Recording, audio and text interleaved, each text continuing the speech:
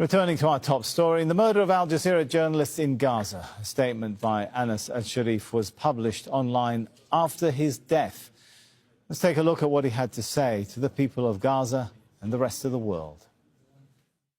This is my will and final message. If these words reach you, know that Israel has succeeded in killing me and silencing my voice. First, peace be upon you and God's mercy and blessings. God knows I gave every effort and all my strength to be a support and a voice for my people, ever since I opened my eyes to life in the alleys and streets of the Jabalia refugee camp. My hope was that God would extend my life so I could return with my family and loved ones to our original town of occupied Ascalon.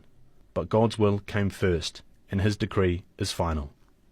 I have lived through pain in all its details, tasted suffering and loss many times, yet I never once hesitated to convey the truth as it is, without distortion or falsification, so that God may bear witness against those who stayed silent, those who accepted our killing, those who choked our breath, and whose hearts were unmoved by the scattered remains of our children and women, doing nothing to stop the massacre that our people have faced for more than a year and a half. I entrust you with Palestine, the jewel in the crown of the Muslim world, the heartbeat of every free person in this world.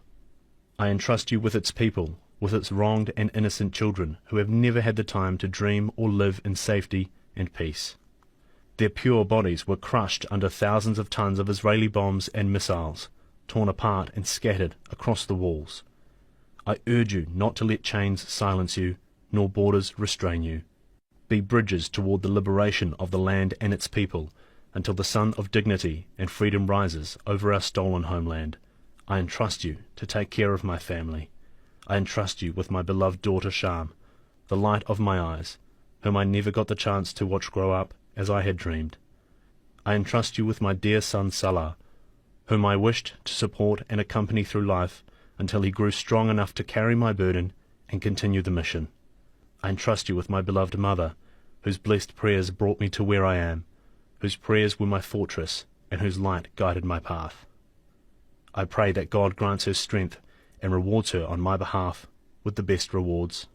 I also entrust you with my lifelong companion, my beloved wife Salah, from whom the war separated me for many long days and months. Yet she remained faithful to our bond, steadfast as the trunk of an olive tree that does not bend, patient, trusting in God, and carrying the responsibility in my absence with all her strength and faith. I urge you to stand by them, to be their support after God Almighty. If I die steadfast.